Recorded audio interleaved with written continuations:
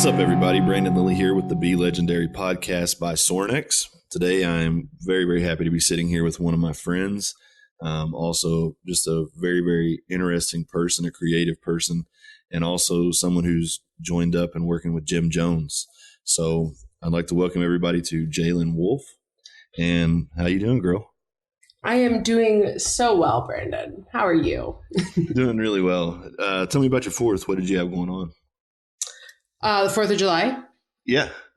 We actually did very little. We did a whole bunch of yard work and gardening and cleaning. I'm living at Lisa's right now. And then we just spent the day relaxing. We were watching a friend's dog. He has a Malinois. And so there were 3 dogs, Lisa's, mine, and Finn. So with fireworks and noise, it was just easier to be at the house all day relaxing and downtime. Yeah.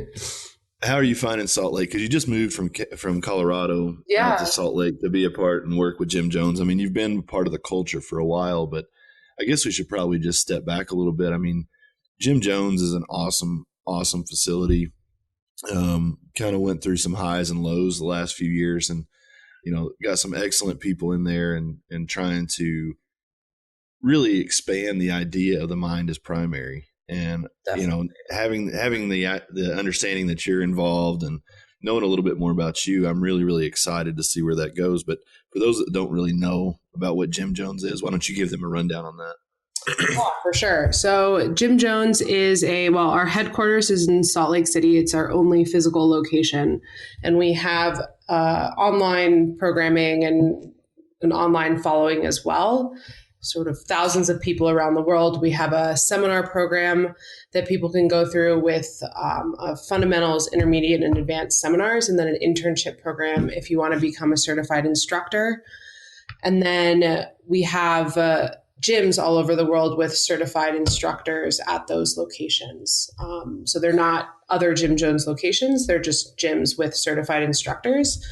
And we do a lot of functional fitness. Our programming is outcome based a lot of the time. So we train every, all demographics. There's this misconception that you have to be this, insane badass athlete in order to work with us. And while we do have some incredible athletes that work with us, it's really about your mindset in the gym and outside of the gym and how willing you are to devote yourself to the process and to, constantly be striving for improvement in all aspects of your life and willing to devote yourself. Well, that was the thing that really kind of drew me in more. I got to speak at a lot of gyms. I got to do a lot of things with different facilities and whatnot. And I think one of the areas that Jim Jones does a really, really good job at addressing is the personal side, the mental side, the emotional side of things. And I think, I've looked at fitness so much differently, and I'm kind of curious to get your take on this. I think that we compartmentalize health. It's like if I diet really well, then I'm healthy. If I train really hard, then I'm healthy. If I smile a lot, then I'm healthy. But instead of trying to compartmentalize, I think, Lisa's vision and the vision of Jim Jones has been to incorporate all of those aspects into a training model that it really just becomes your lifestyle. It's not really training. It's, you have a dedicated time to come to the gym. You have a dedicated number of sets and reps. But if you're not healthy at the end of that, what was the purpose? Totally. Right? Yeah. I think a lot of people, you're right. A lot of people compartmentalize their, whatever word you want to put on it, health, wellness, all of that. And when you do that, when you're not looking at, at a holistic approach to all of this stuff, you miss out on one aspect. You have, the physical training, which is just a really small portion of that kind of pyramid. And I would say that's at the top. You have, sleep, recovery, nutrition, all of the mental health things that, you and I talk about all the time, the meditation, the introspection, all of that. And if you skip out on one of those, there are holes in that I look at it as kind of a circle or a triangle, but pyramid, whatever you want to call it. And you need that mental health. You need that, sleep obviously is incredibly important, and nutrition as well. Mm-hmm. And, you're only in the gym a couple hours a day, and, the other 22, 23 hours of the day are probably more important than what you're doing inside the gym, especially when it comes to how you perform inside the gym. So how do you get somebody to really understand this? Because even when we met at last year's seminar, Yeah. and it was good. And I remember very, very plainly walking in. You had chicken and green beans, and you were putting your mustard on there. And you were kind of talking about this evolution of your diet and how you had done everything that you thought you were supposed to do, but it actually made you unhealthy. And now you were kind of backtracking to a point where, okay, I don't only want to eat for health, but I want to eat for substance. I want to have food that is quality food. I want to have food that is respectfully grown. And I think a problem with a guy like me that understands and believes in what you're doing, coming from the background where it's been a very powerlifting driven background, which is typically heavy metal, kind of in your face attitudes and things like that. Totally. For a guy like me to sit here and talk about, meditation and yoga and getting outside and smiling more and all these things, I kind of get looked at as I don't want to say like a traitor, in some sense, but I don't think a lot of people are hearing me that I think could benefit from this. So do you find that difficult on your end of the spectrum where you're going to be facilitating someone's growth? Do you have to kind of segue them into their health, or do you just take what they want to do and then, over time you kind of navigate those waters bit by bit? Or is it just a full spectrum plan when you sit down with them from day one? So it depends entirely on the person, but personally, I like to make small changes for people. I think when, there's definitely a personality type that likes to overhaul their life and they're ready for, a massive sort of switch in the opposite direction from where they've been going. And some people may need that, but for the most part, I find that small changes over time lead to the most sustainable results. And that's how I approach my nutrition clients. Definitely. And I think that that's what can keep people healthiest in the gym as well, rather than, you can't take a sedentary person and have them do, a hour long, a challenging workout, however, like a workout that you or I would do, and expect them to come back the next day and feel healthy, and for that to, create a sustainable approach to health and fitness and all of that. So I think small changes are generally the best thing for people. And you and I have talked about this. It all starts from within, like the self work, the hard stuff, like that's the most important. And that bleeds into your approach to the gym itself, to fueling yourself properly. And it's once you get those small steps rolling, they build on themselves. You feel accomplished, you feel empowered, and all of that. And I think that in order for it to be sustainable, it has to be, trial and error with small changes and see what feels authentic to you. Well, and I think it's funny. We facilitate, like a lot of times, I was talking about somebody with this, and this is kind of a good transition into more of the mental stuff and some of the emotional stuff that you and I talk about. But a lot of times we ask for things or we seek things, and then we cut the cord ourselves. So like I know a friend of mine, and I may have mentioned it on this podcast before or another one, but I was talking about it with this guy, and a friend of mine was like, I'm tired of playing games and relationships. I want a woman that I can marry and have children with and grow old with. And he said, I just want someone that I can trust. That all sounds well and good. Like that's a Hallmark card of what you're looking for in life, right? So he ends up talking to her, and they're sharing this ebb and flow of stories from their past. They're revealing things. They're very vulnerable.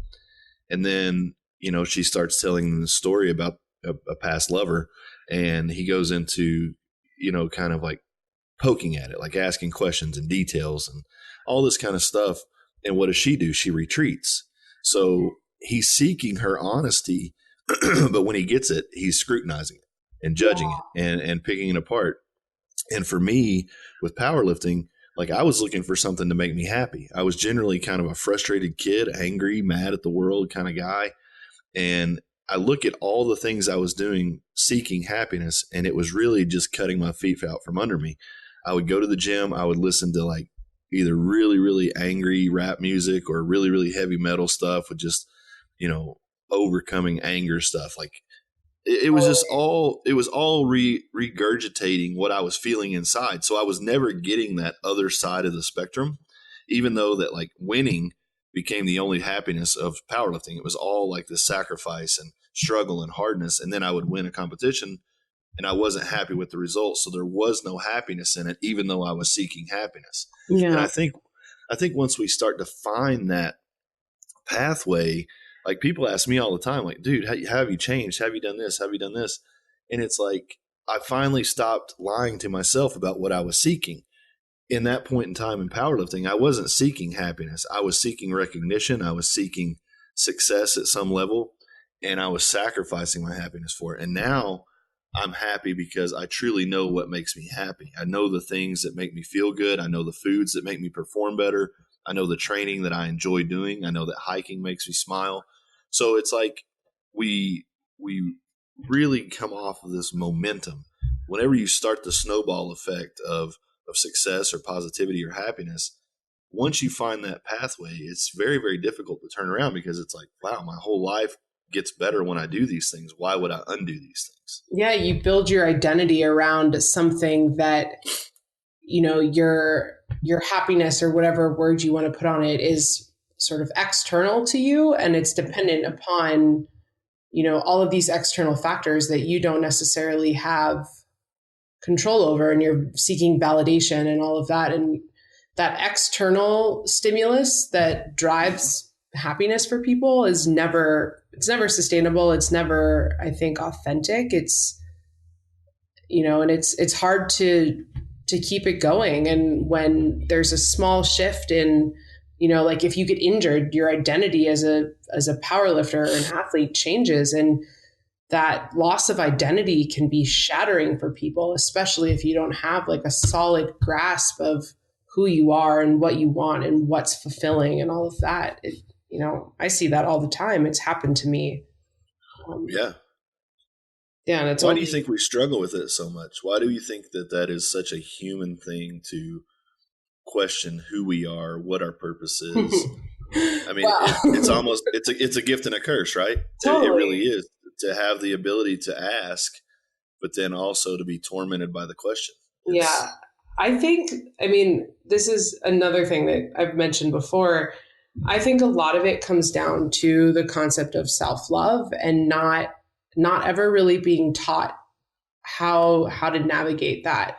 I don't think in our sort of culture, society, we're taught what that looks like, how we love ourselves. It's, sort of the opposite. It's always criticism and judgment and, all of those, the negative things. So for me, it took me until, I don't know, my first ceremony, like a couple years ago, to really understand what it felt like to love myself. And then it's a constant choice every single day. And I don't always win. I will always struggle with that, being as emotional and introspective and sort of dark as I am. But I've learned to embrace that side, and rather than sort of shy away from those things that I've always struggled with, sort of sitting in the darkness with them. And that acknowledgement and that recognition of our sort of shadow and, what most people consider the negative and the emotional and all of that. That's equally as important. And if not, I think probably more important than sort of that exterior bubbly, these external things are going to make me happy kind of approach. So I think, as a society, we are constantly just bombarded with more and more and more and more and more, like wear this outfit, drive this car, buy this house, all this kind of stuff. And I think, to some degree, there are markers for success. Like if you work hard, you get the reward. You should enjoy that. Like I'm not faulting someone for having 100%. these successful ventures. And, I think that a lot of times we can really, really beat that down. Like, oh, you shouldn't have this or you shouldn't want this. No, if you're doing your great job and you're totally in line with yourself and you feel good, why would you not have those things? I think it's whenever we seek those things as a Band-Aid for happiness, or, how do you tell someone, let's just take it from here. There's probably someone who's listening to this. That's like, oh my God, this is all a bunch of hippy dippy bullshit. This is all crap. Like you can never be happy, or you're only happy if you're out there doing shrooms or ayahuasca trips or this kind of stuff.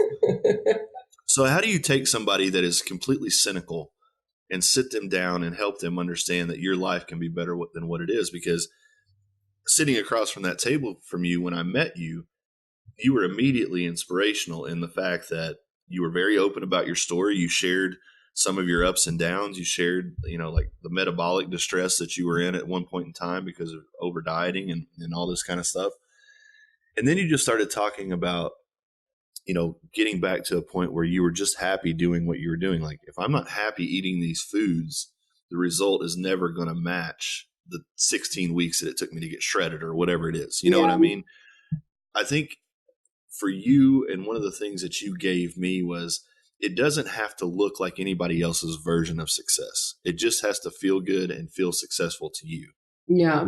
And that was something that I took away immediately. So when you've got somebody that's sitting down in front of you, overweight, underpaid, undervalued, maybe has some problems at home, and they just look at you, almost helplessly saying, I just want to get better. What is your process for helping this person break themselves down? That's a good question. And again, it goes back to, it's very individual. It's, I'm pretty intuitive when I work with people, and it comes down to, I think some people need to start inside the gym. I think that the gym can be a really empowering place, in that you are every single day, if you're coming from an untrained place, or, the programming is done well, you're constantly doing things you didn't think that you were capable of. And for somebody like that you just mentioned, I think that can be really empowering. And then on a very sort of baseline nutritional level, there are certain things that affect us so immensely when it comes to our diet on a emotional, mental level, that making really small changes in somebody's diet will affect their mood almost immediately. And, eliminating sugar and certain allergens, if they don't tolerate them well, like gluten and dairy and vegetable oils, like those things have a really profound effect on our mental health and, our blood sugar regulation, and essentially just how we feel throughout the day, all day. So when I'm first talking to a client, really small changes that can have an immediate result are generally kind of a good / easy starting point, because then they feel better immediately. And then, eventually we always get into, the challenging emotional things of really looking at what's causing stress, what's causing them to not, want to change their habits or holding themselves back. What stories are they telling themselves about why they can or cannot do something? That's huge. We all tell ourselves stories about what we're capable of and what we're not. And, the whole 4 agreements thing for me is really huge. I always encourage people to sort of dive into being, to not taking things personally. And, that can oftentimes really help with people emotionally. And, I just kind of go down the line, and it, again, really depends on the client and where they're coming from, what their goals are. But a lot of times, people hold themselves back. They self-sabotage, and small changes in the gym with small nutritional changes, and then definitely a ton of mindset work is a really good starting point. And this goes back to the question you had a little bit ago with, overhauls or small changes. And I think small changes are the easiest way. And then it's easy for me to sit down with somebody like that because I've dealt with depression and anxiety and an eating disorder and, some serious emotional things that I can relate to a lot of my clients or the people I talk to. And I don't hold anything back. I'm kind of an open book,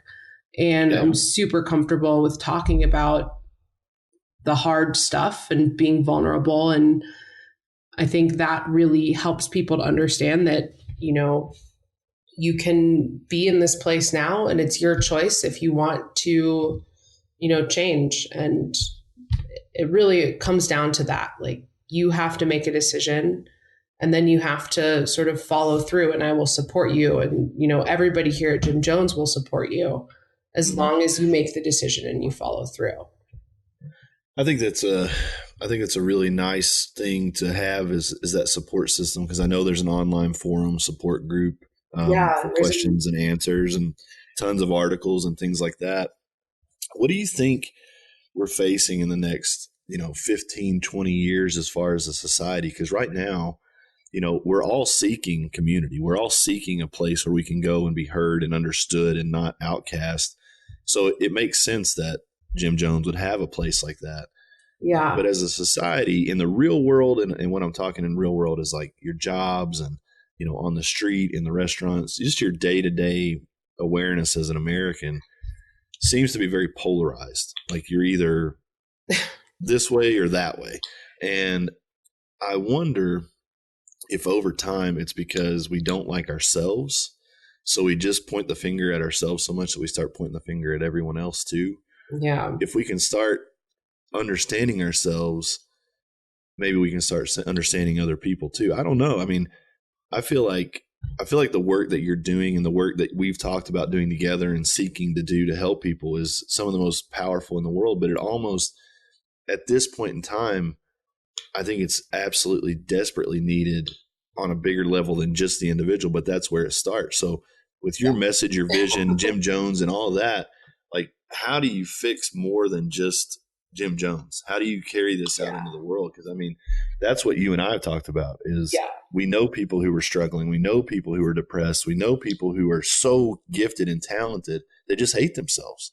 Yeah. And that's my stop time. That's where I don't know how to take people that are truly like, I'm working on myself so much that I hardly have the ability to, and sometimes I don't even think I have the right to look at someone and say, do this. You know what I mean? I totally get it. It's such trying to step away from being a selfish person, telling someone how to live their life or what to do almost feels selfish for me. But I know that sometimes those commands or those requests can be the very thing that saves that person. So how do you kind of navigate those waters, and what do you want to do with all this feeling, emotion, knowledge that you have? Because it's being around you is so much different than just talking about it, because it's like it just it glows from you. And Lisa's the same way. I mean, you guys got a powerful thing going on. So do you, Brandon. I think that's why we were very magnetic, all of that. Yep. And, I think it starts from within. Like, this is something I've mentioned, you and I talk about. I think the reason that we can develop some way of bringing this to other people is that we are constantly doing the work with ourselves. And it's, just like everybody else, we're always going to struggle with, the same emotions we always have, as long as we're willing to deal with them and face them and constantly strive for improvement. I think that that's great. And I think, there were a lot of sort of questions in that sort of what you just said, but I think a big part of where we need to go as a society and, as a culture is towards towards human connection and experience. We're so removed from, really connecting with people and really, the whole empathy thing. I think it's so easy to hate others and to separate yourself. And I'm an introvert, so I definitely need that separation. But right.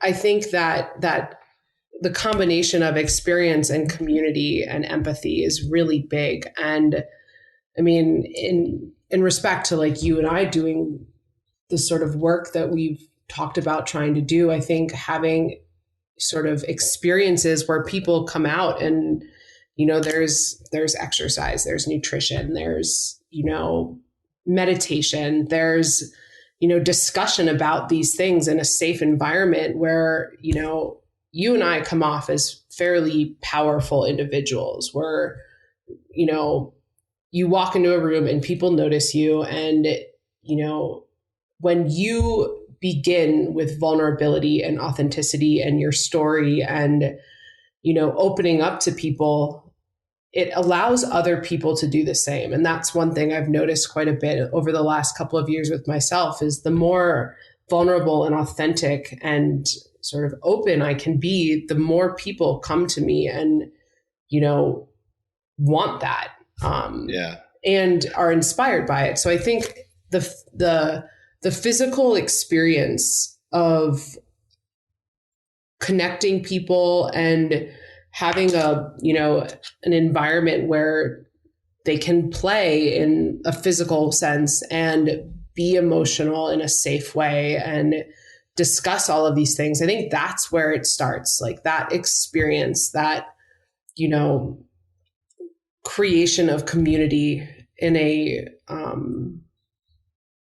way that's not threatening or not, you know, intimidating is really important. And, you know, having you and I as sort of leaders in this idea, I think it's helpful because I think we're both really capable and comfortable being open about who we are. And at this point in our life, it's the only thing that I've found that actually healed wounds. Yes. Because I think if you start to stuff things down or you're ashamed of them, which listen, I've got stuff that I'm embarrassed of, I'm ashamed of, I wish I could take back, I wish I could undo.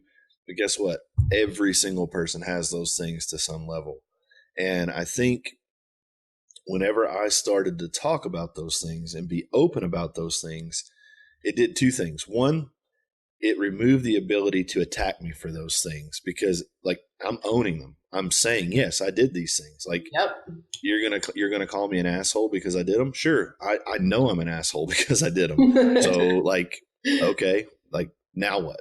Are we going to talk about it? Or are we just going to sit here and you call me an asshole for the rest of my life about something that I know I'm an asshole for? But the other thing is when I started talking about it, other people started responding to me about it, either sharing their story or sharing a story about my brother did this or my sister or my dad or my mom. And you start to realize you're not alone. Yeah. So I think the authenticity of who you are, good, bad, whatever, or who you've been in relation to who you're going to become, as well as the fact of you're not alone. And I think that has been the most healing of all because for years, for so many years, I looked at everybody as my competition. Okay, you're an online coach. Fuck that guy. You're a power lifter. Okay, I can beat that guy. Or you know what I mean? And it was just competition yeah. Instead of saying to this online coach, okay, you're doing your thing. You're going to have clients. I'm going to have clients. There's enough to go around. But finding the coaches that I could learn from and having, you know, small enough of an ego to say, hey, I need help. I can learn from you. What can I do better? And then it becomes this like cyclical thing. You get this exchange of information, this exchange of motivation, and people working together. And the next thing you know, wow, I've hated these guys forever, and they were willing to drop everything to help me. And it's interesting. And I'm sure you've noticed this, Brandon. The things that like you hated about them were things that you don't like about yourself.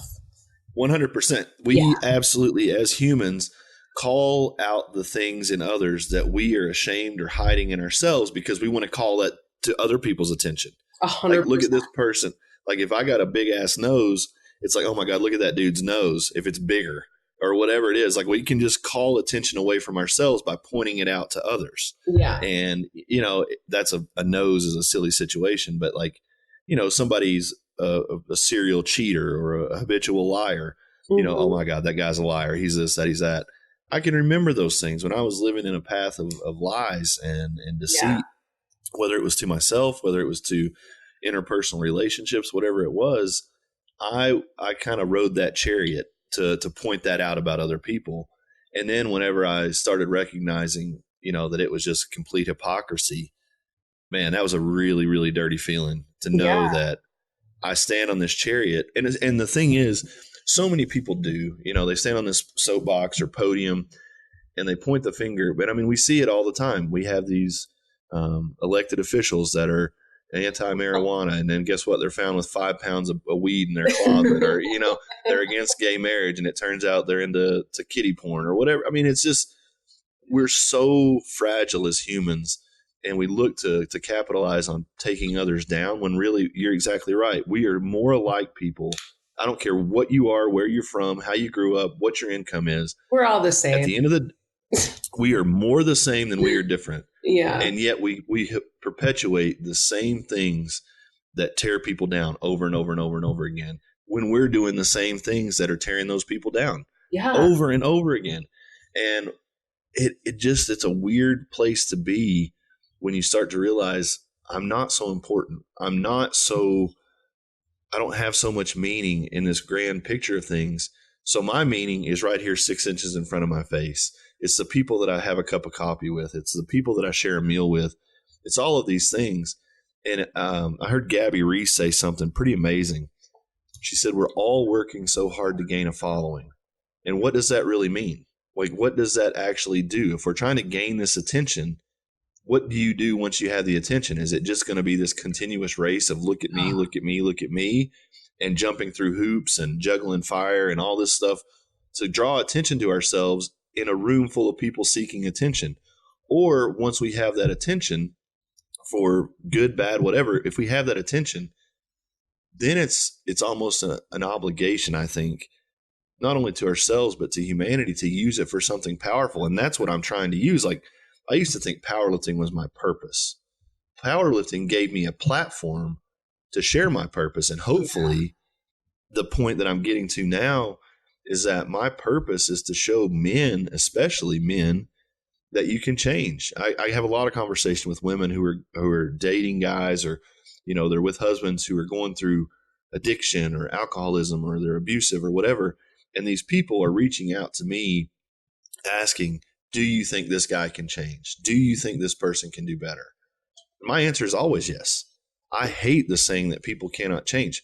It's very common that people don't change, but people can always change. It's like, if you touch your finger to a hot stove and for some reason that's just an appeal to you, well, if you burn yourself, you have to decide to do that again. Or you can change your mind and say, I don't want to get burned. I can just appreciate the hot stove. You know what I mean? Yeah. And that's kind of the way that I am. Like, with drugs or alcohol, whatever it may be, there was a time in my life when I could not say no. I could not say no to those things. And then it got to a point where, like, I could be in those situations and say no. And then it was like, what am I really gaining from these situations? Was I going to these places because I actually was enjoying the place and enjoying the people? Or was this just a guaranteed way to get my fix? Whatever that was it alcohol? Was it, hooking up? Was it, a drug of some sort? Like, what was it that I was seeking what were truly? You hiding from? That's what I would Exactly. Say. And it's like, am I going to this club because I love this music and I love these people? Okay, if that's the case, why not just invite 5 or 6 people over, listen to some good music, have some good food? Same thing. That's not what I was going out for, right? No. And I think once we start understanding our intention, then we can start to make the change, because until we're honest with ourselves about our intentions, we're never going to understand ourselves. And for me, I just wanted to be liked. I tell people that all the time. I did not love powerlifting. I loved training. I loved lifting weights. I loved being in the gym. But the reality of it was, powerlifting was a vehicle for me where people liked me. People saw that I was successful at that. And that made people want to talk to me. That made people want to sponsor me. That made people want to have me speak at seminars. And that all felt good. But I'm going to ask you, did you like yourself? No, not at all. No. And that's just it. I did not like myself. And I was trying to validate, okay, yeah, I'll keep powerlifting because it brings me these things. It brings me money. It brings me success. It brings me a chance to speak here. It brings me a chance to coach. It And brings all these things that you don't need to focus on liking yourself when everybody else does. exactly. Yeah. Because no matter what, I come home, I'm having a bad day. Somebody's going to give you that little dopamine shot on a text message or an instant message where it's like, oh, dude, I loved your video today. You're so strong. You're a badass.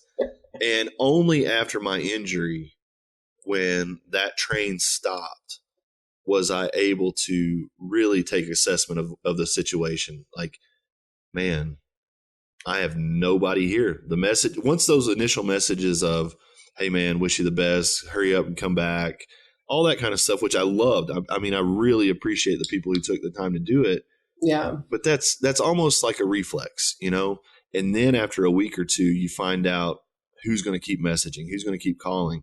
And I can tell you my list of people that were calling and messaging at that point in time was very, very limited. Yeah. And that helped me realize that, okay, so they didn't like me. They liked what I could do with a barbell. And I became very protective of myself because it was like, well, man, all these people that I thought were my friends, they were just, I don't want to make them sound like bad people, but there were definitely some people who wanted to capitalize on me or my ability to speak or whatever. But there were a lot of people that were just like, it's just like when you're flipping through the channels on a Saturday and you find a movie that you like. It's not that you love that movie and you want to like invest in the plot and understanding the character analysis and all this stuff. You just found something that was enough to satisfy you for the moment. Yeah. And then you move on to the next movie and so on. And that's what a lot of people kind of approach me in powerlifting. Like, I was their favorite lifter when I was doing well. And then when I wasn't putting out content and I wasn't lifting big, I just kind of became this guy that was going through change, going through emotions. And people, I don't know, like, do I still like this guy? Is he still going to lift? Is he gonna... I just didn't know. And I couldn't answer those questions. So I think I lost a lot of that following. But what I gained in following is I'm not getting 10,000 likes a photo, but I know pretty consistently if I post certain things, yes, if I post a shirtless picture and show an update, I know that is going to elicit more response than if I post a picture of a painting and that moved me with no explanation as to why I posted it. You know, I love doing that kind of stuff where I post something that is like deeply personal to me or it inspires me in some way and it's like 73 likes, you know, and then if I post a shirtless picture, it's like 5,000. Yeah. And it just, it kind of, if you're looking for that hit, if you're looking for that, you know, that kind of rush, what are you going to do? Well, oh God, I can't post more art. I have to post more selfies. I have to post more of this, more of that. But I was able to kind of navigate through that because of my injury. I just saw that none of it was real. None of it was as real as we think it is. And I think what happened is, I had a guy named Brian. I hope he hears this. He says he listens to the podcast. So he was telling me, like, he was one of my original clients, fantastic guy. Just, I love what you do. I love how hardcore you are, blah, blah, blah, blah, blah. And it's probably been 2 months ago. He sends me a message. He was like, dude, I got to apologize to you. I quit following you. I thought you were going off the deep end with all the family, like not family stuff, but like self-love and doing more stuff outside. And he's not going to like this podcast. Well, he thought I was turning my back on powerlifting, the thing that quote unquote made me. And then he was apologizing. He was like, dude, I see how happy you are. I see how invested you are in things that you're doing now.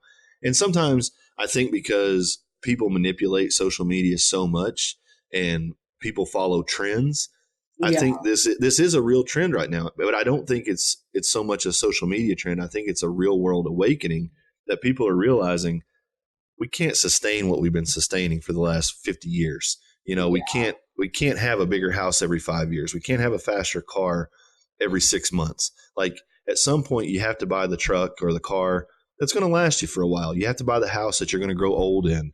I think that we're learning that this quest for more is a very unhappy quest if it's not more of ourself, you know, if it's not exactly the things that we want.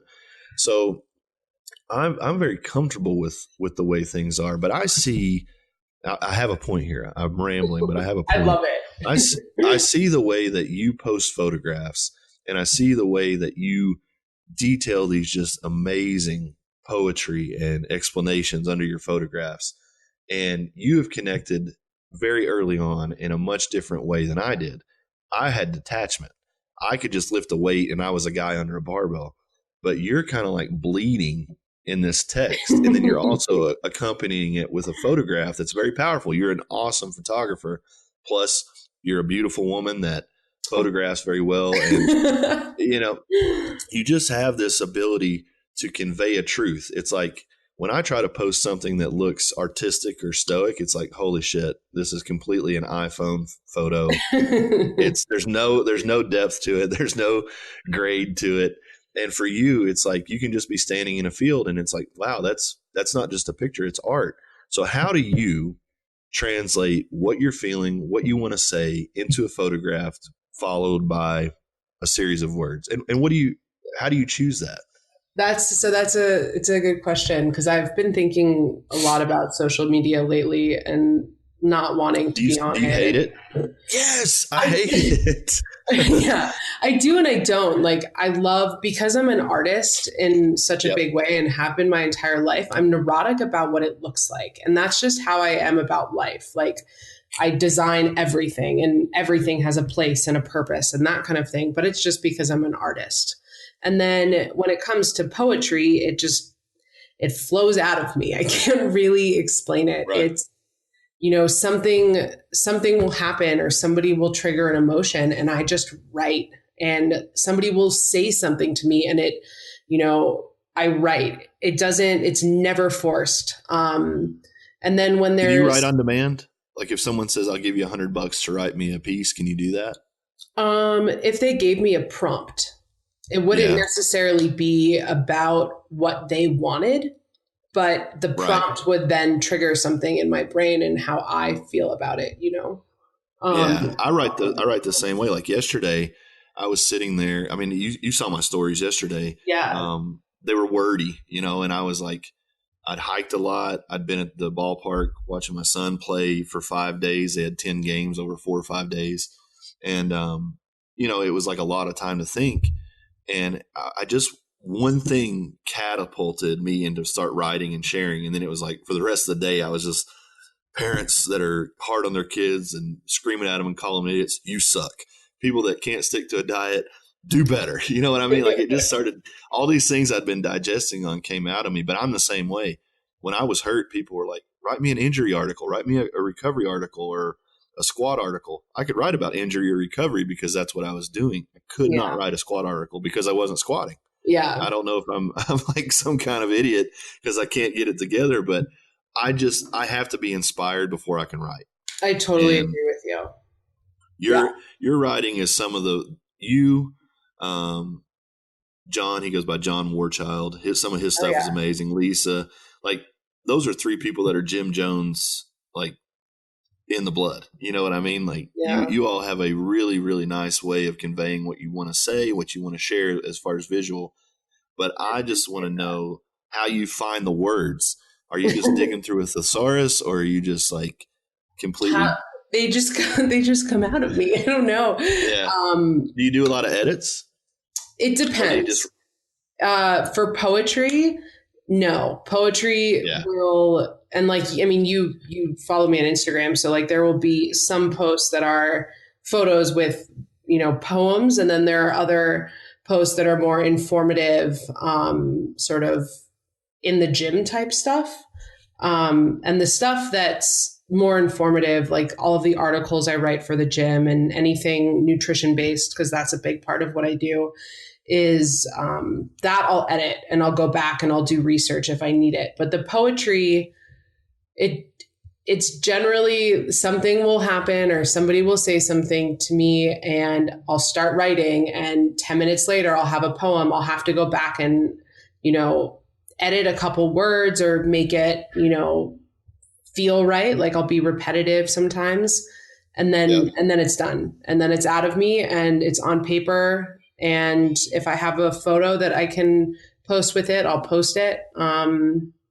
But it's pretty natural for poetry for me. And I don't really know exactly where it comes from. It was when I really started diving into my own emotions and being comfortable with the whole dark side of myself, because when I was a kid, I used to, like, whenever I would feel something emotional, I'd run into the bedroom and I'd pull the covers over my head and refuse to talk about anything. And I didn't cry until, about anything emotional until I was probably in like middle school or high school. Like I always refused to show emotion. And now I'm just so comfortable with myself and who I am and what motivates me and drives me that it doesn't, I love that depth of emotion that I feel. And yeah, that's where the poetry comes from. It just like, it just flows out. Well, for someone that doesn't, that's listening to this that might not know you, can I read you my favorite Of course, yours? I'm excited to hear which is your favorite. Well, I have many, and I can tell you that there are several pages that I go to, like photography. Jimmy Chin is absolutely someone that I go to. There's a lady named Sav Cummins. I think she does some work with North Face as well. And your page is, photographic poetry. But I have 4 or 5 pages that are just always on repeat at different times. Sometimes I'll look at your page every day for a week, and then sometimes I won't look at it for a month, and then I'll come back and I'll find, new things and whatnot. But this is one of my favorites. I don't want to say it is my favorite because I could read another one right now, and I'm sure I would classify it as a favorite too. But it's a black and white photo. You're kind of in the plains. Looks to be wrapped in a blanket. You've got the braid over your right shoulder. You're looking at the sky. It's an offset photo. You're on the far right in a landscape picture. And it says, "Give me the words that have eroded your breath, the same ones that you relentlessly repeat in your head. Give me your wounds so that I may lick them clean, scraping your flesh together with my lips, making sutures with my teeth. Give me the poison that has seeped into your veins. I will divide it into vials to drink each day, neatly labeled and arranged on the nightstand. Give me the words that have repressed your breath. I will gladly, willingly, devotedly feast on them at night before slipping into bed." Man, that's an old That is like, it is. It's January 18th of 2017, but do you recognize it as old? Yeah, I do. I know the photo. Do you recognize it as old because you just remember the poem, or because when you hear it, you're like, I don't know if I'm that person anymore? No, it's funny because that happens with some poems, but most of them I just identify with a certain event or a certain time or person or whatever. And I remember somebody really close to me was really struggling with a situation in her life, and I wrote that with, wanting to take her pain away, essentially. Right. I think it's the way that you so eloquently kind of convey that story. Cause I mean, it's like, I would say, hey, I know you have problems. Let me carry the load for you. But to talk about like suturing the wounds with your teeth and splitting the poison into vials, I think that's, you painted a picture with the words. Yeah. That I think there's kind of a desperation, but there's also a strength in the photo as well. It's a woman on the plains, kind of alone, looking up at the stars. And it's like, we've all hurt sometime. We've all got that poison and that pain and that feeling. And I think you're right. We're all just looking for someone that can help us ease it a little bit, Yeah. And that one always stuck out to me, but I just wanted people to hear your words. Because I appreciate that. No, I think above everything else, that's what I want people to get from you is just like follow you, because I can guarantee whether it's story or page, if you share something, it's going to make you think, or I would hope that it would make you think. And that's been such a privilege of mine to get to know you. It's just, it makes me want to be better. Like, I think that is one thing that I'm very, very fortunate of, is I have a group of people, like whether it's you or John or Lisa or Rudy Reyes or Brady Cervantes or Bert Soren or whoever it may be. I have this network of people that are all doing really, really great stuff. But when I talk to them, they're like, man, I'm just trying to figure it out. Yeah. And I think what happens is, and I'm even this way too. And I was listening to the Gabby Reese podcast at like midnight last night, trying to get home. She was on Rogan, and she said, people see Laird, speaking of Laird Hamilton and I, as these highly successful people. She said, we've invested time, money, parts of our lives into these businesses. And she said, we've done maybe 10 or 11 where we've really, really put effort into it to make it go. She said 3 of them were successful. Yeah. And the other 8 were just like total flops. But I think the average person who's sitting here at the table, all right, I've got this dream, I've got this vision, I'm going to start out. And they start out with their idea and then it doesn't work. And it's like, well, shit, that was it. That was all I had. That's where everybody goes wrong. That's like, yep.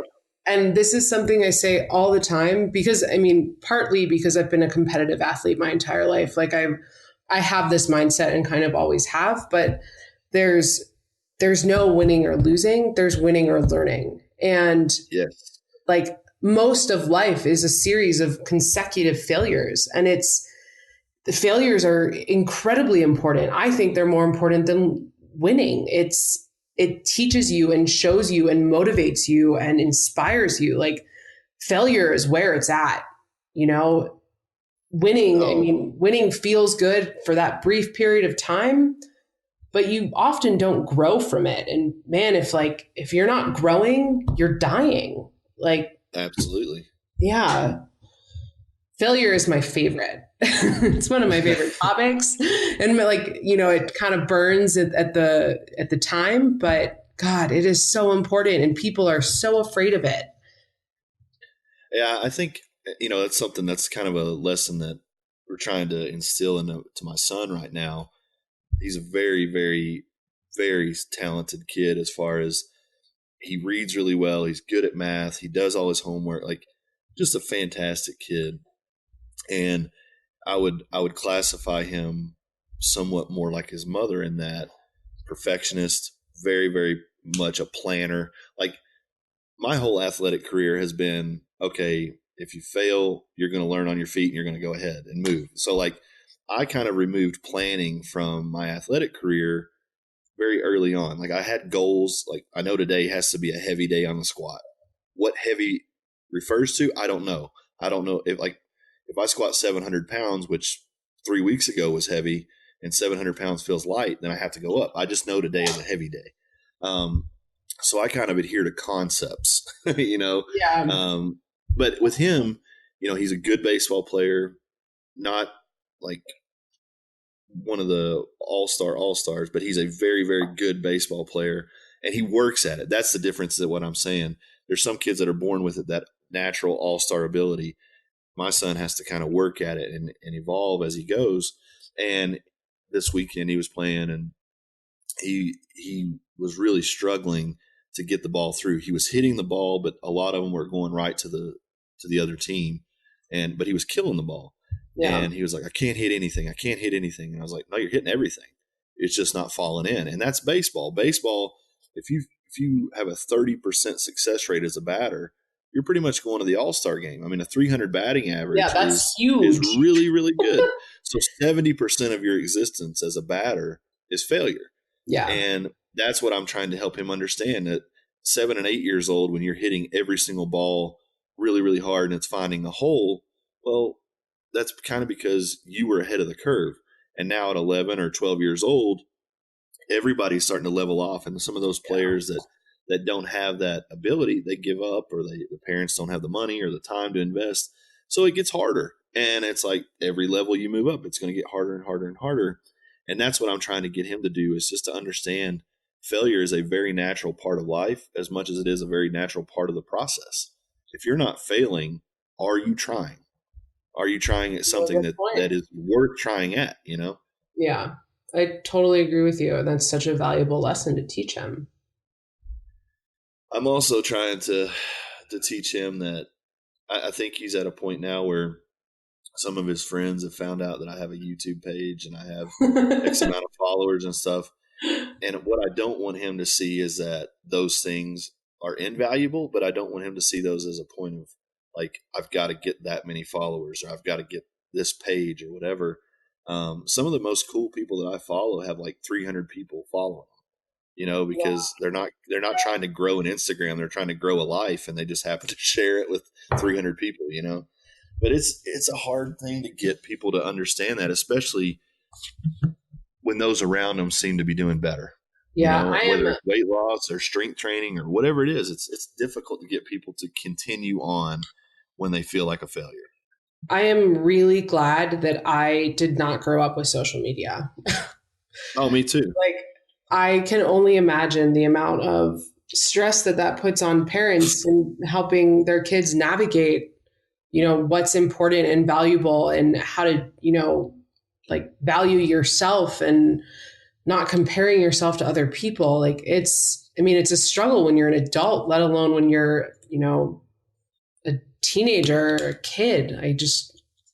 That's so scary to me. Oh, I would, so what were your sports when you grew up? I know that you got a pretty loving family, and did they yeah, support you in all your sports and everything? yeah, I've got an incredible family. Most recently, I'm a competitive jiu-jitsu athlete. Prior to that, I was a competitive CrossFitter. Prior to Mm-hmm. that, I was a competitive snowboarder. And then, the normal sports as a kid, I played softball when I was really young and basketball and volleyball, but snowboarding until I had too many brain injuries. And then CrossFit. I stopped competing in CrossFit about 5 years ago, and now I'm in jiu-jitsu. I'm taking a little break from competing just because of where my priorities are. But Yeah. yeah. Plus, you just moved. Yes, I did. Yeah. It Well, you was a got a short great move. group of people. You got Say a that great group again. of people there. Oh, yes. You got some Jim. studs as far as jujitsu in the gym, right? Oh, yeah. I mean, the school that I'll train at out here is called Unified, and Mm-hmm. a lot of the sort of there's a lot of crossover with Jim Jones, and the professors there and some of the athletes. There's a really great women's community there as well, from what I hear. And then just the Jim Jones community is so incredible and supportive, and you know, I love everybody out here. Yeah. It's amazing.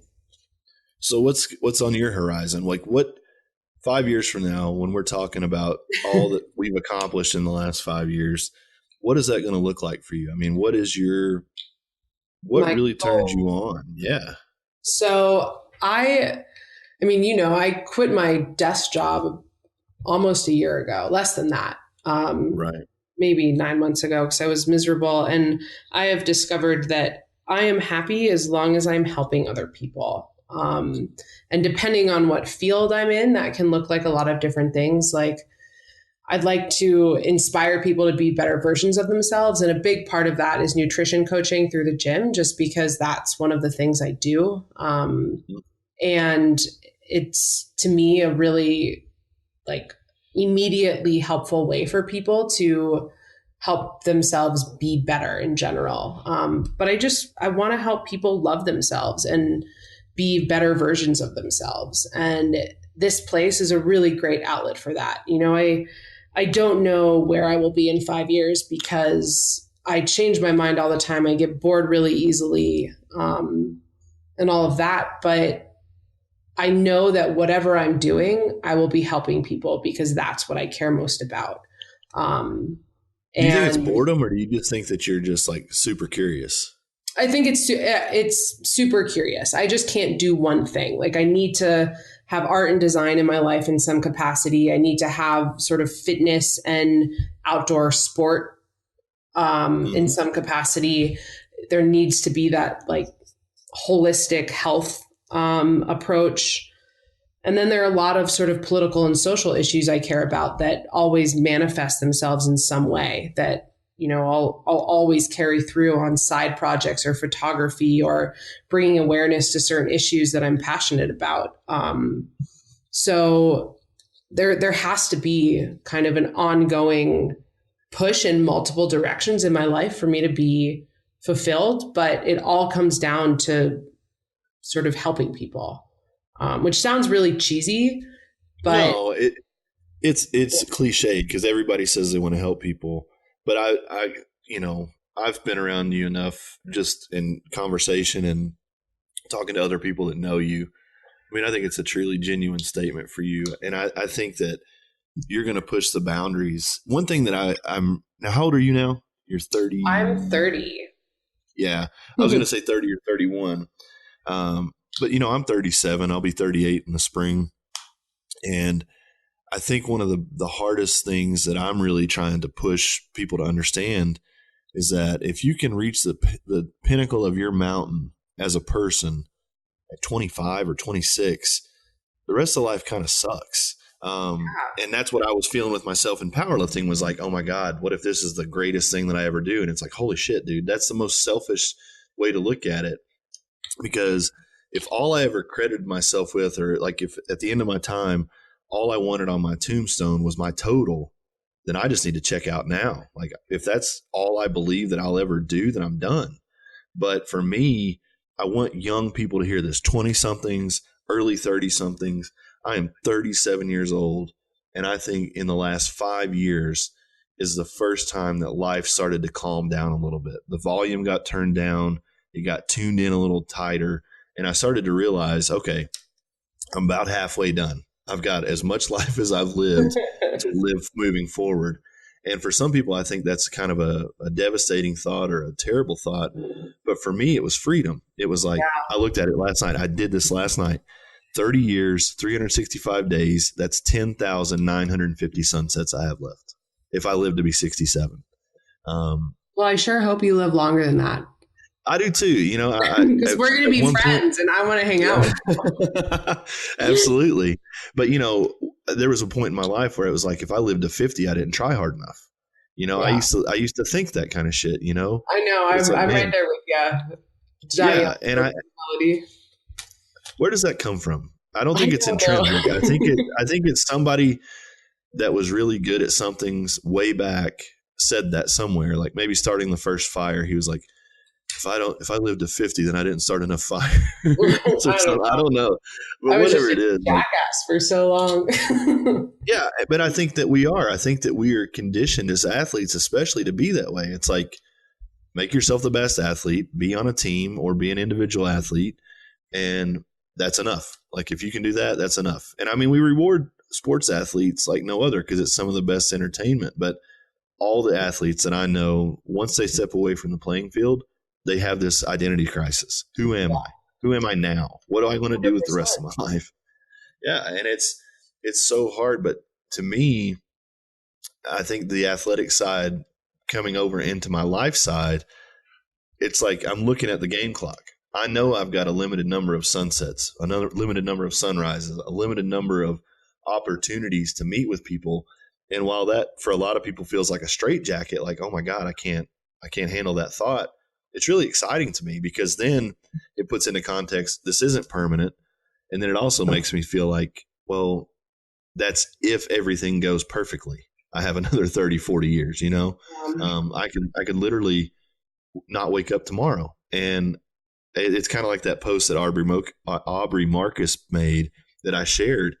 The beauty of our mortality is that we're going to die.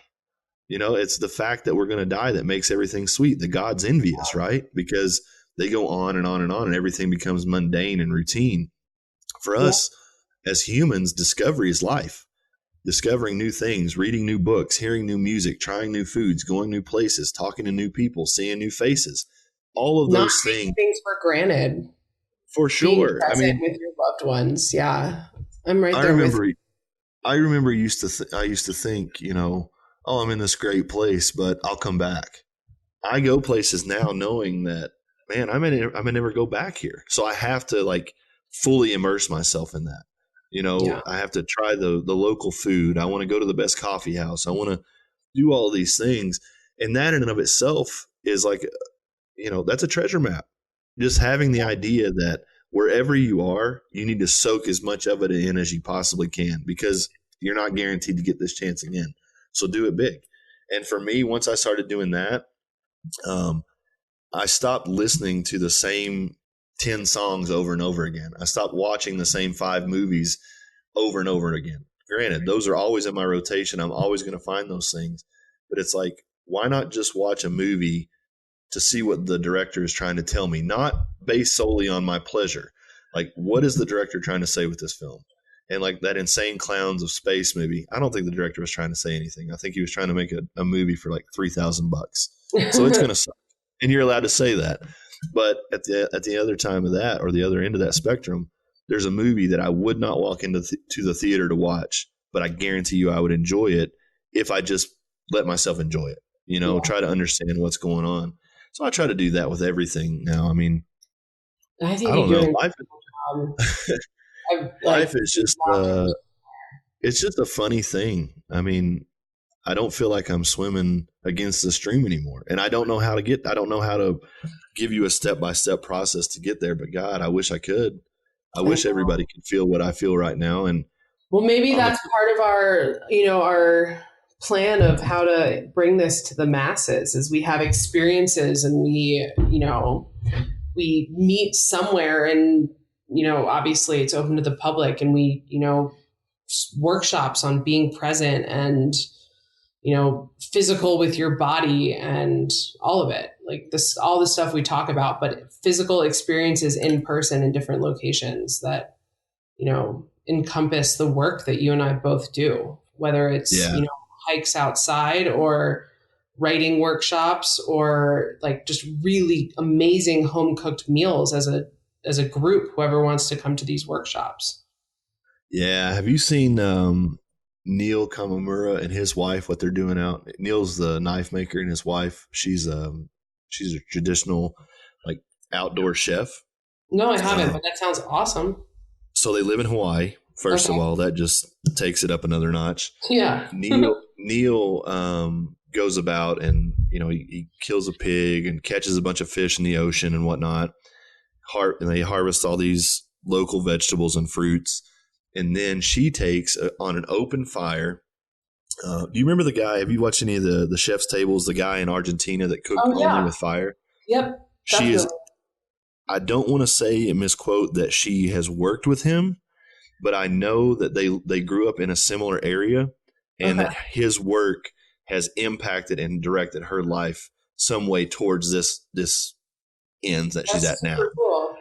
Yeah, so Neil makes knives, he hunts all the stuff, and then she prepares it, and they have it in these beautiful settings, and a lot of it is the work. Like the people that go there, um, they get involved in setting things up and creating the space where they're going to have the food and all this stuff. So at the end of the day, you're kind of exhausted, and then you have this incredible meal, and you Yeah. look around and you've done this with maybe 8 or 9 complete strangers, but at the same time, it was a unified thought, and it's just beautiful. And I mean, those two people, Neil being Hawaiian / Japanese, and her being from South America, you're getting this like cultural explosion of just beauty and life. And I That think, sounds so fun. yeah, and it is kind of seeing that they can do it. I think that was the first step for me to being like, okay, this is something that you and I or anybody can do. Like there are things that we love and enjoy and share that everybody would love, enjoy, and want to share in. And I Yeah. think Outdoor the more that, activity, introspection, and food. yeah, and those are things I think as humans, let's just talk from an evolutionary standpoint. We were not a part of evolution to learn how to hold a smartphone. We learned how to hike and survive and to bear children in very tough conditions. And I think a lot of our DNA still calls for that. We have to 100%. get outside. Why do you think people go to these retreats out in the woods or wherever it is, and they come back and they're like, man, I have never felt anything like that? Because you don't do anything like that. We're just receivers for so much of our life now, whether it's music, movies, podcasts. I mean, I feel like I'm feeding the machine, but I also feel like I'm fighting the machine, and that's Yeah. enough for me to keep doing it. Yeah. I totally agree with you. We have to nail down this idea for sure because I think it could be super cool. And I think a lot of people would be interested in it. Just the experience, like the in-person community and connection, like that stuff is so important. And it's missing quite a bit from most people's lives. Do you think that being at Jim Jones as it is right now, that it will stay fitness based, or do you think that it will evolve more and more into the mind and the wellness of the spirit, as well as just becoming this kind of triphasic system, mind, body, spirit. Well, I mean, our tagline is the mind is primary. So, Right. so that's you guys are way ahead of the curve. I'm just saying, like, for me, training it's a crucial part of my day. Yeah. But at the same time, I would trade 2 hours of mental kind of emotional expression for 2 hours of training. Yeah. That is going to carry me a lot further into tomorrow than the physical training. Yeah. So I just wonder if the ratio will continue to evolve and maybe evolve in a way that you guys don't foresee. I don't know. I mean, the physical training is always sort of our, a big part of what we do. I think me being here and taking on the role that I'm taking on, I'm pushing the gym in a certain direction we don't like the word wellness, but like, for lack of a better word right now, like, I'm bringing in nutrition coaching to the gym and a really big emphasis on recovery and sort of everything you're doing outside of the couple hours you spend in the gym. So we're kind of going back to where we were when Jim Jones was founded, which is this more holistic approach to training and not just crushing yourself in the gym all day, every day.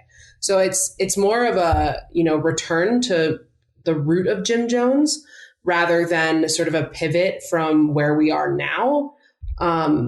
Because we still emphasize training and the mental growth and strength that comes from what we do inside the gym. But we have a lot of athletes that, their sport is outside the gym and they're not the gym is not the only thing they do, essentially. And making those adjustments for those athletes is really important so that they can stay healthy and do everything outside the gym that they want to do. So it's kind of both. I don't really know if that answers your question, but no, it does. It does. I mean, it's hard to say, hey, we're going to go this direction unless you've actually talked about going that direction. I think sometimes it's always going to be an ebb and flow, like depending on your clientele at the time and what people are looking for. But I want to talk about kind of one more point for you before we shut this off. It's been over an hour and felt like nothing. So we could talk forever. You're a nutrition coach and you're very, very versed in nutrition. And I think this is a very, very important point for people to understand, because I think a lot of times we look at people as highly successful when really they're battling demons themselves. Whether it be like I own these businesses, I have this car and these houses, but your debt is, going to make you put a gun to your head. Like, success can look a certain way, but real success, I think, is just inner peace.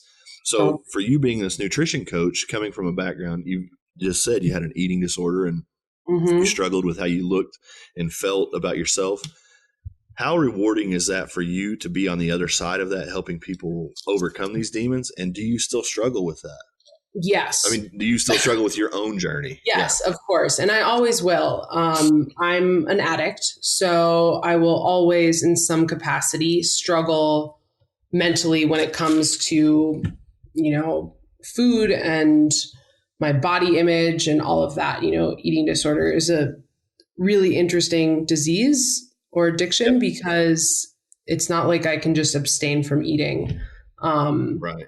But I've just That's a very powerful point right there, because someone who's addicted to alcohol can just avoid alcohol, but someone who is truly addicted to food or has a difficult relationship with food, you still have to face that dragon every time you sit down to live. Like, you have to have food to eat.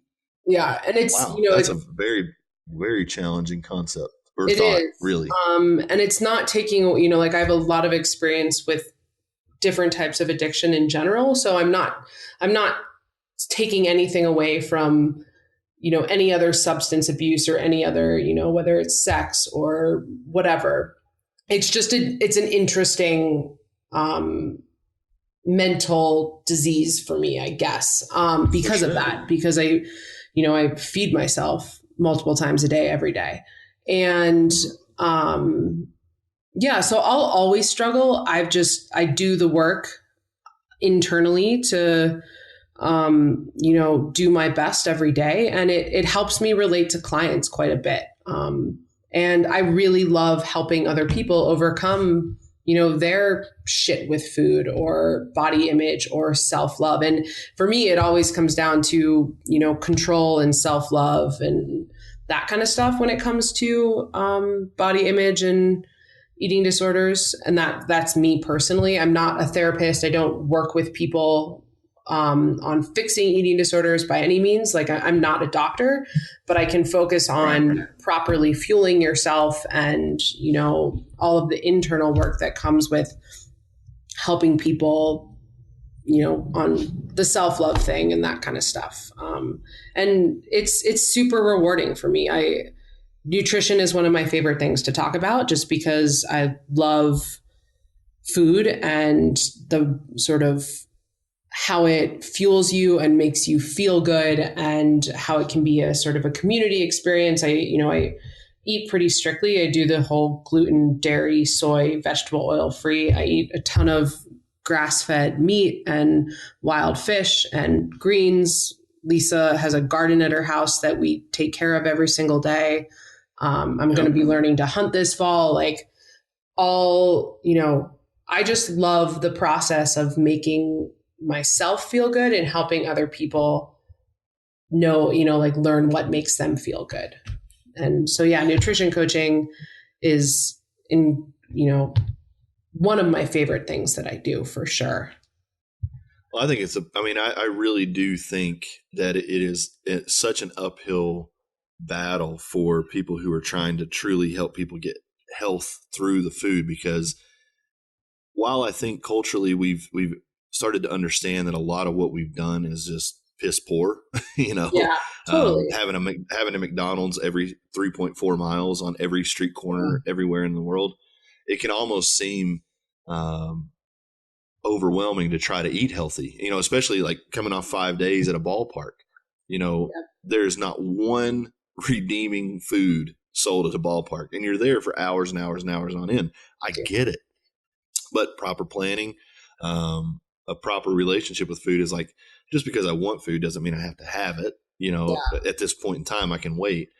But something I want to press you on here with the same concept, just humor me here. Okay. Do you think that we are all addicted to something? And I think sometimes we forget. I think we are, because I think when I was powerlifting and I was finding success, every single thing that I was doing, if you were to itemize the symptoms of being an addict, I was addicted to that. But because it got a quote unquote positive result, it is not viewed as an addiction. 100%.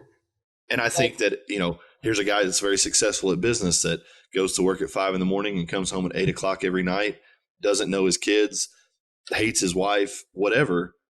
Those things, even though because he's making money and he has a business, oh my God, look at that guy. He's a grinder. He's so successful. He gets it. Yeah. If that guy was shooting heroin or smoking crack, he's just a tweaker. Yeah. He gets up at 5 a.m. to go get his first fix, and he doesn't come home until 8 o'clock at night, and he passes out for the night. Like, why do we reward quote unquote positive addictions and then shit on people that have, because quote unquote it's socially acceptable.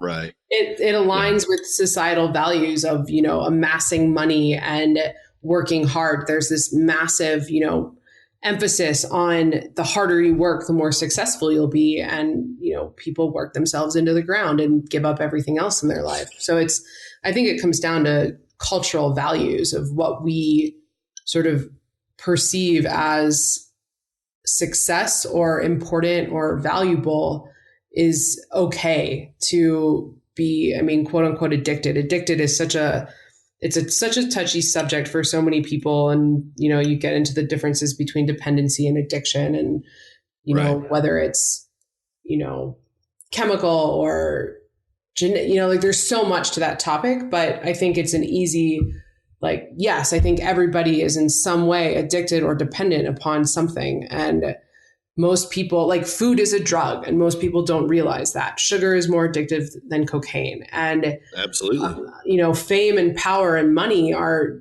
addictive for so many people. And it's, yeah, everybody is addicted. I finished a really good book recently, and I don't remember, I have it on Audible and I can look it up quickly, on technology addiction. And Oh it's, shit. Everybody. yeah, Everybody. it's one of the best books. It's called Irresistible: The Rise of Addictive Technology. And there's All right. more to the tagline, but it was incredible. So yeah, I think everybody is in some capacity dependent on, or addicted to, for lack of a better word, to something, for sure. Some I people just more wish than that others, but I just wish that people would take that and actually understand, okay, maybe again, we're all the same. This person who's struggling with alcohol, they're really much more like me than I recognize. I mean, you can look at your phone and tell how many hours you spend a day on your telephone. yeah, If you're spending 7-8 hours a day, like I've seen that, and even myself, it was kind of shocking to get that time tracker to the point that I set up limits with on myself. I got 3 hours a day to get it done on my phone. Like yeah, it's a I'm good, very different when I'm on my laptop, because here I might have YouTube playing some music in the background or Spotify or something like that, but I'm actually feel like, okay, this is an obligation to work. My yeah, phone doesn't feel like an obligation to work. My phone feels like, well, I can work, and if I get a little bored or I want to click over to Instagram, I can dabble over there for a minute. So it's like we're making excuses for ourselves to be addicted. Oh, I'm not addicted. I'm just out here grinding. You know what I mean? I'm out here getting it done on the streets. But I think it's weird that we view addictions so differently if they have certain connotations to them, or if there's a substance involved versus totally. a tangible item. There are people who are addicted to, like, animals. People that hoard cats and dogs and things like that. I mean, there's some crazy stuff going on in the world with people that we look at and we accept, but then we don't accept other people that we just kind of outcast them. Oh, they're an alcoholic. They're always going to be an alcoholic, whatever. But in other situations, we're more compassionate. And I just think we need to be three things. This is kind of, I have three rules that I live by each day when I get up. One is to show gratitude. I usually try to think about 5 things from the day before.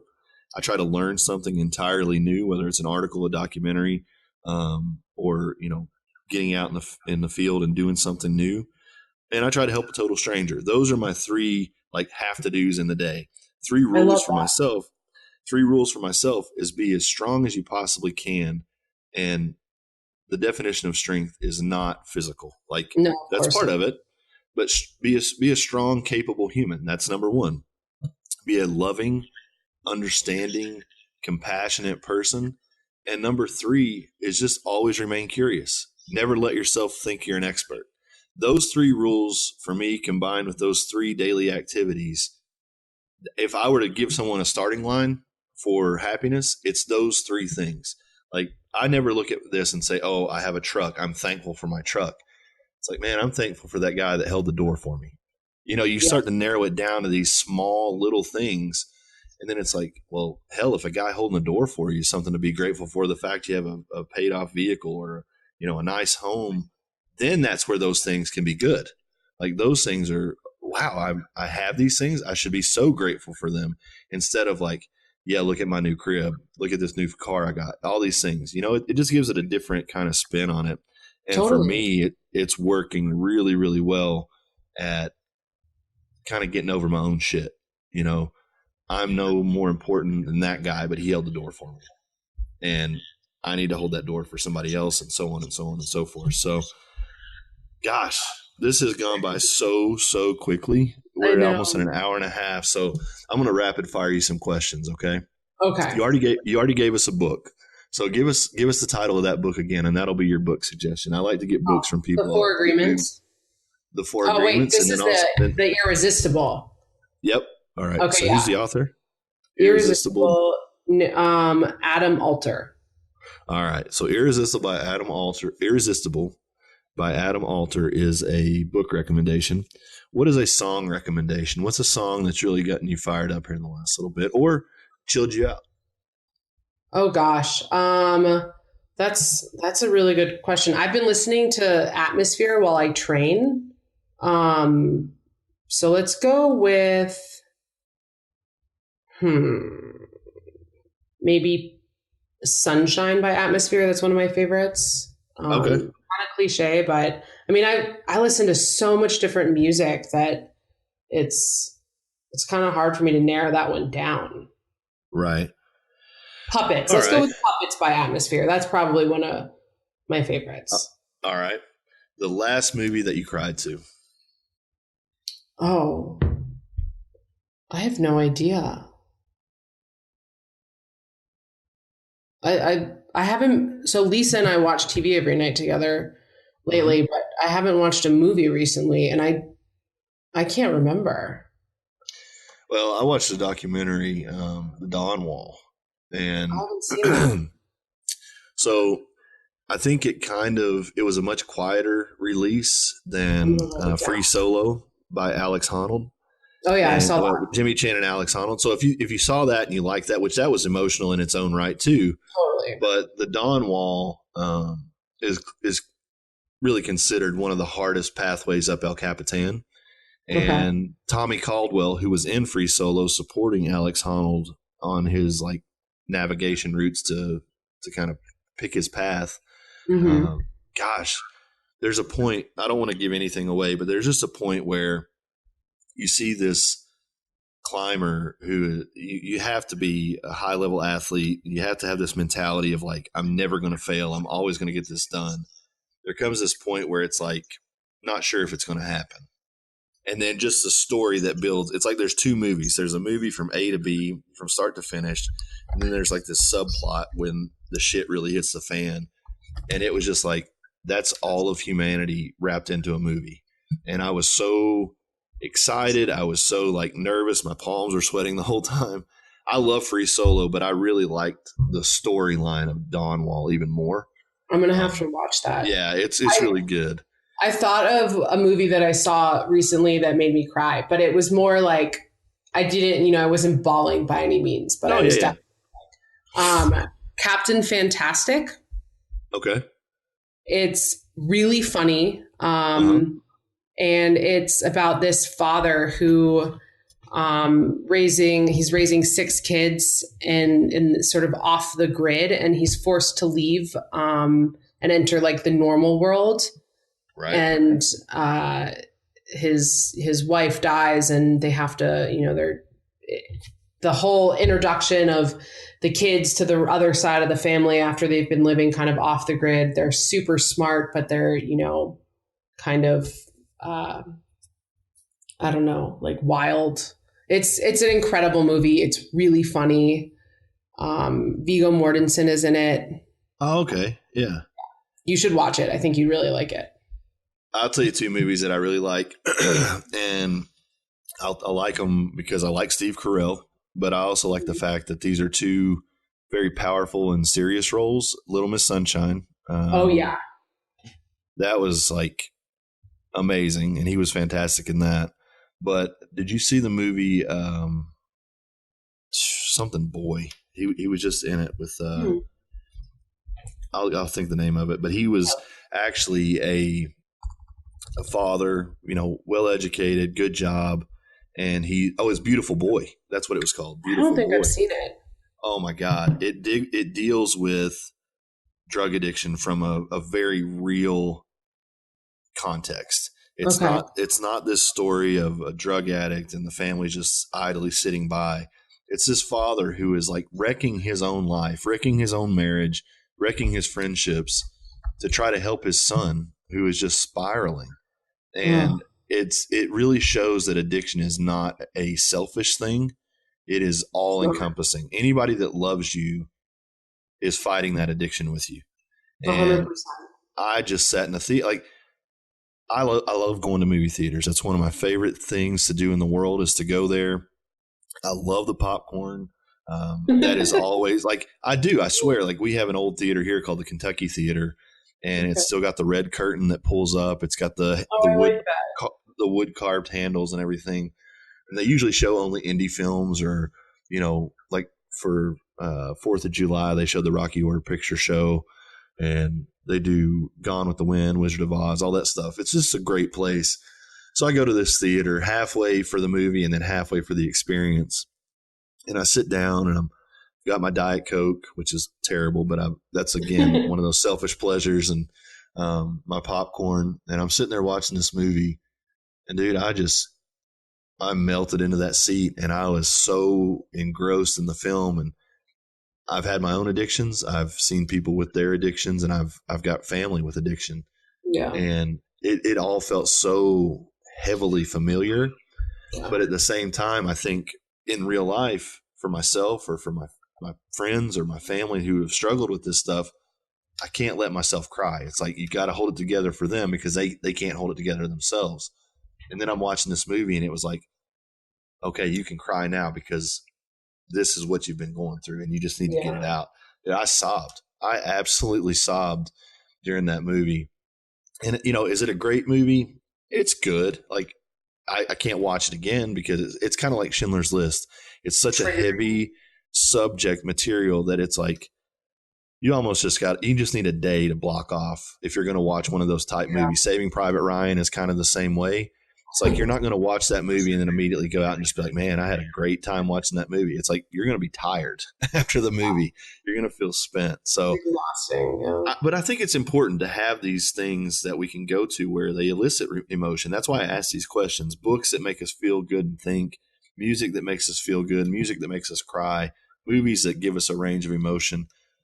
It's part of life. So I have my favorite album of all time is A Love Supreme by Coltrane. So everybody needs to listen to that entire album from start to finish, preferably on vinyl. Yep. That, no question. So here's something I've been doing a lot more lately. I'm a big music guy, always love music. And I think to go back to what I'm saying about the director, you know, what is this director telling me? That's what I kind of do with an album. Yeah. It's like I will listen to a song, just it pops up on Pandora or Spotify or something like that, and I don't love it. But if I find that album and I'm listening to the entire album, tells a story. It tells a story, and there's a time, there's a theme, there's a space that they were holding when they made this. And that song will become one of my favorite songs, like Break Your Heart by the Gaslight Anthem. 1,000 Years is one of my favorites off that album. You know, there's several songs on there that I really enjoy, but Break Your Heart is like one of those deep tracks, 11 or 12 songs deep. And I'd heard it on Spotify. And I just immediately kind of shifted through it. But when I hear the whole album, it's like, it just makes sense. Wow, this song is so good. Yeah. So I've been an album guy now. Like I don't listen to songs as much as I listen to albums. And it's just it's a new way to experience music, and it's really opened my eyes to a lot of songs that I would have previously skipped over. So that's awesome. Well, listen, girl, we're at 93 minutes in. And I do not feel like we've done that. I feel like we could go much, much longer, but I feel like we got a lot of work to do moving forward from this. I feel like we got some people to help, and I think that this is a good place to announce it. You know, like we intend on doing some work together, however that comes together and however that looks. I just know that working with you is going to be a true privilege, and we're going to get some really great things done, because if we combine the people that you have that love and support you, and I bring some of the people that love and support me onto this, I really think we can make some change. And to me, that's the definition of legendary. That's the definition of why we started this podcast, is to connect people who are doing amazing things and to be inspired by other people that are doing amazing things, and hopefully really create some change. Like this podcast is probably not going to make somebody's life better or worse, but if it leads somebody to what we're doing in the future and helps them out there, that's the meaning of this podcast. Yeah. So totally agree with you. I'm very excited. Where can we find you? Where can we find your art? Where can we find your poetry? Where can we find you? So I have my own Instagram, obviously. It's just at Jaelyn Wolf. I have a website, but it's as I transition out of art design and back into sort of the fitness and health space, I'm sort of redesigning it. So for the web, I go to jimjones.com. That's, where that world and I live, and then Instagram. And then my email is Jaelyn@jimjones.com. If anybody wants to contact me directly, send me a DM, email me. I'm an open book, as I've said. Listen, I posted that we were doing the podcast, and I posted I had this all set up ahead, so I don't want you to think I wasn't listening. I had the photograph of the poem. You'll see it in your story here in a minute because I tagged you in it. But I've already started getting messages from people. This one that says, 3 hearts. She's so wonderful. Thank you for introducing me to her a while back. Did she podcast with you today? I can't wait to listen. So I've gotten several of those here in the last few minutes. Lisa even clicked in. She said, I love you guys so much. And I think that you reach more people than you know. And I think that you're doing some amazing work. And if you ever forget that, or if you ever doubt that, just shoot me a message and I'll just start sending you screenshots, because every time I send you, or every time I post your photos or your poetry or stuff like that in my story, it's always some of the most engaging. I get people that ask, why'd you share this? Or what about this made you share it? So I think you've got a very, very interesting and exciting future ahead of you. And I can't wait to be a part of it. I can't wait to see what this becomes. And I know we're going to both benefit from it as far as the people that we become as well. And I'm just grateful for this hour and a half. I'm grateful for what's to come. And I hope you guys enjoyed listening to this. So thank you very much, Jaylen. Yeah, thanks, Brandon. I feel the same way. I'm honored to be a part of your life and excited for what we get to do together. Absolutely. Well, guys, as always, I finish them all like this. I tell my clients every day, it's important to stay strong, love yourself, and love somebody. That's the Be Legendary podcast by Sorinex. Tune in next time. Be sure, 5 stars, leave us a comment, tell us what we're doing good. Hit me up if we're doing something that doesn't turn you on, and we'll fix it. So thank you guys so much. Have an awesome day.